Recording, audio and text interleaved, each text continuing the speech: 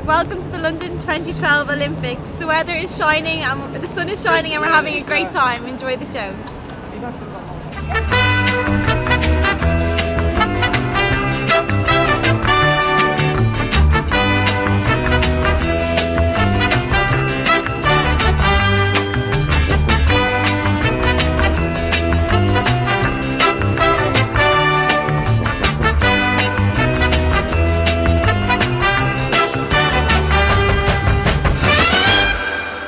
Hele goede avond, dames en heren. Welkom bij Limburg in Londen. Alles en iedereen natuurlijk in de ban van de hockeyfinale van morgen. Ook hier in de Limburg Lounge. Je zou het niet zeggen, maar dit zijn allemaal paumes hier achter me.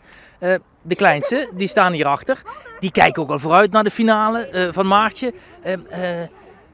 Maartje wordt weer kampioen of niet? Ja. Ja? Hebben jullie kaartjes? Ja. Ja. Allemaal? Ja. Nee. Maar jullie zijn met 100 paumes. Ja. Dat kan toch helemaal niet? Jawel. Allee, de fan van Maartje, dat heeft dus blijkbaar toch succes. We gaan eens even kijken bij de rest van de familie. Want ze zijn hier allemaal. Ja, dat is mijn zusje. Dus. Ja. En wat was het moment dat je ineens werd aangesproken als de zus van Maartje? Ik denk dat ze vanaf dat ze in oranje zit. Want jullie kunnen met Maartje feesten op wanneer en waar? Nou, wij hopen vrijdagavond, maar dat hangt een beetje af van wat ze gaan doen natuurlijk. Ja. En kunnen jullie dan naar dat toe of komt zij naar jullie toe? Nou, is er zo streng allemaal? We hebben acht geloof ik, pruiken, rood-wit-blauw. En daar zijn we aan te herkennen. En ja, we hopen na de wedstrijd met haar in het Holland Heinekenhuis te vieren. Ja, en dan is de afspraak eigenlijk in het Holland Heinekenhuis? Ja. Okay. De broer van, dat wordt je dan ook ineens. Heb je nog contact met Maartje zo rond de wedstrijd of niet? Nou, toch wel iedere keer na de wedstrijd, voor de wedstrijd, even een sms'je, succes wensen. Na de wedstrijd krijg je dan een korte analyse. Heel kort, meestal chill of heel goed. Dus vrij oppervlakkig. Ze hebben een druk programma, dus... En nu? Heeft ze er vertrouwen in? Maart, Ja. 100%. Ja? Ja, 100%. Waar komt het vandaan? Zit het in de familie? Nou, dat weet ik niet, maar ik denk dat ze de laatste jaren dat wel bewezen heeft. Natuurlijk altijd op de juiste momenten gepresteerd. Ik hoop eigenlijk dat ze dus 3 minuten voor tijd in de finale dus goud haalt. Uit een corner. Hoog en hoek. Moet u ook als toch vader, opa van de familie heel goed doen om alles hier samen te hebben? Ja, ik vind het echt een fantastisch gezelschap wat ik hier om me heen heb. Het zijn mijn kinderen, aanhang, kleinkinderen, broer, zussen. Het is fantastisch. Even snel naar de finale. Wat denkt u zelf? Wacht u voor wedstrijd? Nederland heeft met Argentinië nog wat goed te maken. Ze hebben daar namelijk de wereldkampioenschap hebben ze in Argentinië verloren. In de Champions Trophy nip verloren in de laatste minuut. Dat is voorlopig. Voorlopige prognose inderdaad goed. Dankjewel Max. Heel veel succes morgen met je dochter. Met de finale van Maartje. We gaan erop letten in het stadion natuurlijk. En het mooie spandoek dat jullie vandaag voor haar gemaakt hebben. We gaan eerst naar het Olympisch nieuws.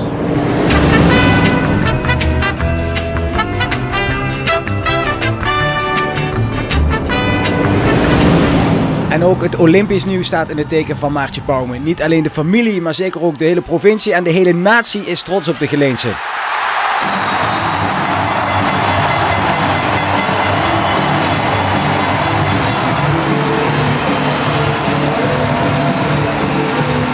Hoe kan het ook anders? Met een strafcorner houdt ze Oranje op het juiste moment op Olympische koers. Pauwme rechtstreeks, ja! Ja! 2-2, Maartje Pauwme. Morgenavond de finale tegen de wereldkampioen Argentinië. Ja, dat is het Olympisch nieuws van vandaag. Het is, dat weet u, 2012. We zitten in Londen. Het zal nog een hele tijd duren voordat de Olympische Spelen terugkomen naar Europa.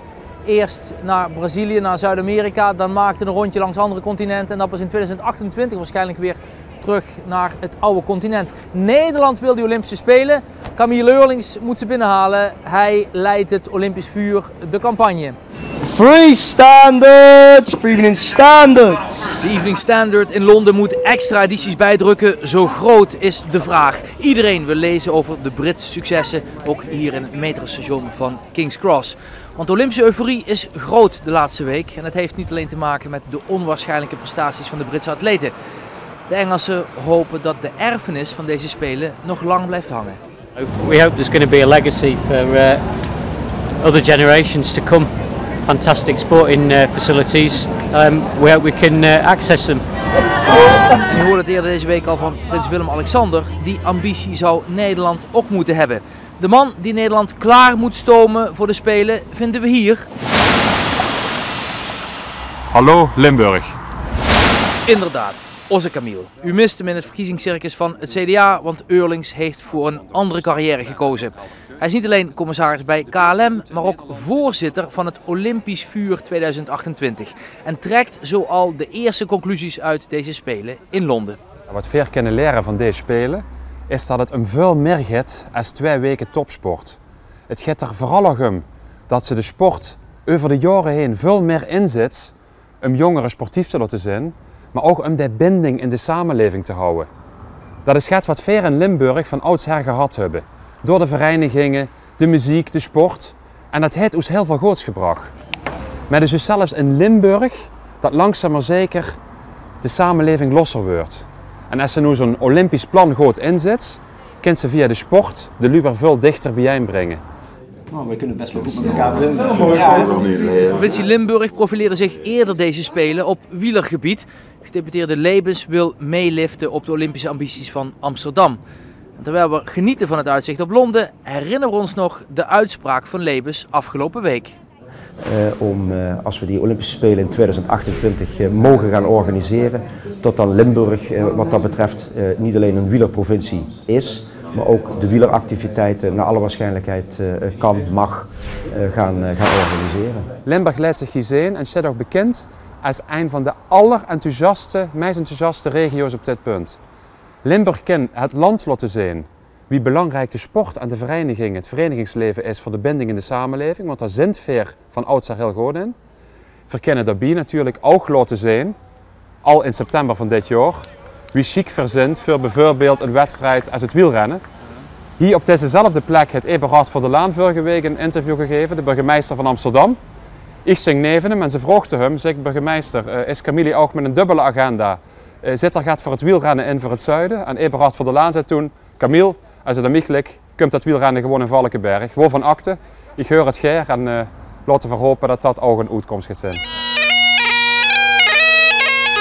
De doedelzak klinkt nog over de Theems, ondanks of misschien wel dankzij de 14 miljard euro die Groot-Brittannië heeft uitgegeven aan de Spelen. En met 8 pond voor deze tennisbal wordt ook geld terugverdiend, maar het kostenplaatje levert traditioneel de grootste discussie op, zeker in Nederland. Toch blijft Eurlings samen met Willem-Alexander voorstander van een Nederlandse kandidatuur. Als wij de Olympische Spelen als katalysator kunnen gebruiken om een langetermijnvisie voor Nederland te hebben. Wat willen we met onze infrastructuur? Wat willen wij met onze woningen doen? Wat willen we doen met onze sport? Met alles. Dan is de Olympische Spelen het ideale punt op de horizon om een nieuw Nederland te ontwikkelen waar we tientallen jaren profijt van zullen hebben. Maar het draagvlak is nog minimaal voor de Spelen en Eurlings weet dat. De voormalig minister van Verkeer en Waterstaat heeft een antwoord klaar voor de kruideniers. Wie kunnen voor een mogelijk plan goedkoop maken? Wie kunnen voor dat billig houden? En als ze het billig wilt houden, moesten vooral alle infrastructuur die er al is in het land maximaal gebruiken. Nou, daarom ben ik dus heel blij dat Amsterdam en Rotterdam zich niet de cup ineen houden, maar dat ze gezag hebben, weer gewoon samen proberen een plan te maken. En verpakken door Valkenberg bij, Limburg bij, Drenthe bij, terwijl het gaat van het ganse land is. Maar dat is denk ik de goede spirit. En ik denk dat het zuiden op een aantal vlakken best hele goede ijzers in het vuur heeft. Zet men wel eens, dat is wiet weg van de Randstad. Dan zeg ik nou, wie het in Peking wordt het paardrennen en het paardspringen wordt in Hongkong. Dat wordt duizenden kilometers weer. En als ze hier van de ene zie van Londen naar de andere zie, moesten ze ook heel lang onderweg. Dus ik denk dat we als Limburg goede kansen hebben. Ik ben nog steeds in Stratford op het Olympic Park. Achter me ziet u het Aquatic Center, waar Juri Verlinde dus zijn finale plek haalde op de 100 meter vlinderslag. Hij zal terugkijken met een tevreden gevoel op deze Olympische Spelen. Er zijn nog meer Limburgers, dat heeft u eerder in dit programma gezien. Sporters natuurlijk, maar ook niet-sporters die hier werken en wonen in Londen. Eén daarvan is Carol Kersten. Hij werkt op King's College in Londen.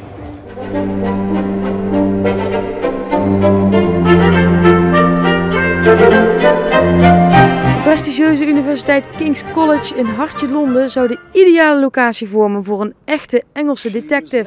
De bekende inspector Morse, die zou hier in ieder geval niet meer staan. Good. In deze collegezaal worden echter geen moorden opgelost. Het is de werkplek van deze universitair hoofddocent. Hello, I'm Carol Kersten and welcome at King's College London. Maar we kunnen gewoon een plat verder gaan, want ik kom gewoon uit Limburg. Ik werk in de afdeling theologie en godsdienstwetenschappen en ik hou me vooral bezig met de islam. Na een studie Arabisch en 10 jaar werkervaring in het bedrijfsleven van Saoedi-Arabië bleef de academische wereld voor de halen naar lonken. In Thailand begon hij alsnog te werken aan de universiteit. Nog voor hij zijn proefschrift af had, kreeg hij een baan aan het beroemde King's College en daar verkeert hij in goed gezelschap. Dit zijn een soort beroemde ex-studenten en hoogleraren die aan King's gewerkt hebben in het verleden. Intimiderend.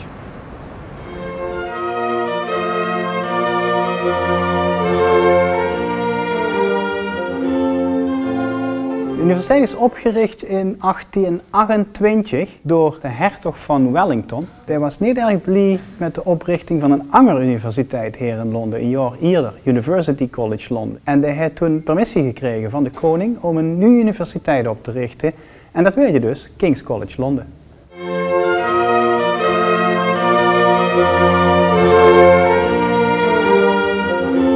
Dit is helemaal de trofeeënkast van King's College's sport achievements, weet je dat in het Nederlands, weet ik niet eens meer. We hebben natuurlijk ook altijd studententeams gehad en ongetwijfeld zijn er ook mensen van King's geweest die eerder aan de Olympische Spelen hebben deelgenomen. Het lijkt een grote stap van Halen naar Londen, maar in deze wereldstad voelt Kersten zich thuis. Wat is een Londener? Als je hier rondkijkt, zie je eigenlijk meer buitenlanders dan Engelsen in Londen. Hoewel hij zich met gemak aanpast aan de Engelse gewoonten, blijft hij in zijn hart een Limburgse jong. Ik denk dat ik nog een Limburger ben. Ik druim in het plat, ik vloog in het plat. Ik denk dat ik ken een jong uit Limburg halen, maar ik ken Limburg niet uit de jong halen. Cheers. Ja, u bent nog steeds in Stratford bij Limburg in Londen. U zag eerder Camille Eurlings, die moet de Olympische Spelen van 2028 binnenhalen. Maar hoe moet het nu verder met die Olympische Spelen en vooral na deze voorlopig zo succesvolle editie in Londen? De regionale omroepen die charterde Erika Terpstra en zij besprak de toekomst van de Spelen met onze Belgische buur Jacques Rogge. De grote baas van de Olympische Spelen, Jacques Rogge, geeft normaal gesproken niet veel interviews. Maar voor Erika Terpstra openen, zoals altijd, veel deuren. Dit is een historisch moment en ik ben zo ontzettend vereerd dat ik hier dit interview met u mag maken. Allereerst, hoe staan de voorbereidingen ervoor? Prima, ze hebben werkelijk een prachtig werk geleverd en het is werkelijk een model voor de komende Olympische Spelen. De Olympische Spelen zijn, zoals het gezegde klinkt, van en voor iedereen. Toch is er links en rechts kritiek.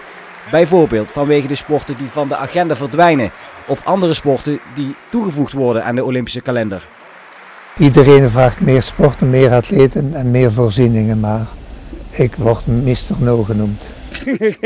Ja, wij hebben natuurlijk wel de pech dat we nu dit jaar wereldkampioen honkbal zijn geworden.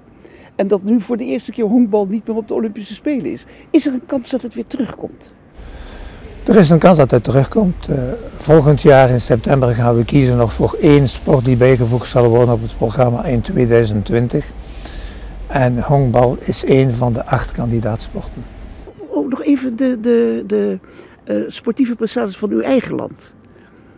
Wij rekenen voor Nederland op hockey of de ruiters. Wat zijn uw grote... Wij rekenen voornamelijk op atletiek. Atletiek. Op wielrennen, op judo. Ik denk dat we daarmee ongeveer hebben. Is het moeilijk voor u als voorzitter om neutraal naar de wedstrijd te kijken? Ik ben niet neutraal. Ik ben de meest partijdige voorzitter die er maar bestaat. Alleen maar in mijn handelingen ben ik niet partijdig, maar in mijn hart. Mijn hart bonst natuurlijk voor de Belgische atleten. En als er een competitie is waar er geen Belgische atleet voorkomt, dan bonst mijn hart voor Nederland, want mijn schoondochter komt uit Den Bosch.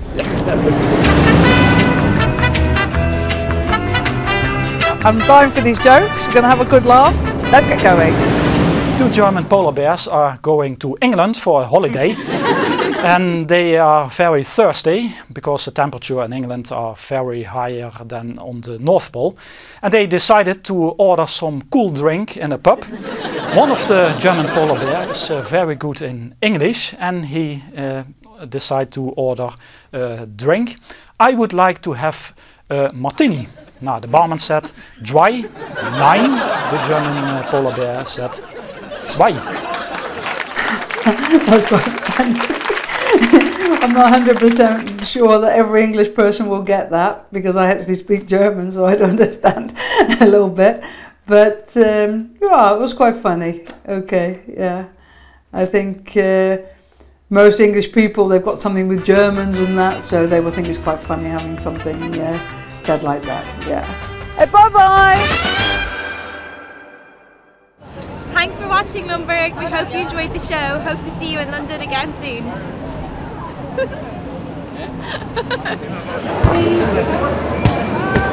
Oh, die had hij niet gedaan. Oh. Zijn kinderen zijn ook meegekomen naar Londen. Alicia en Sebastiaan, die hebben zeker de spierballen om in de voetsporen van hun vader te treden.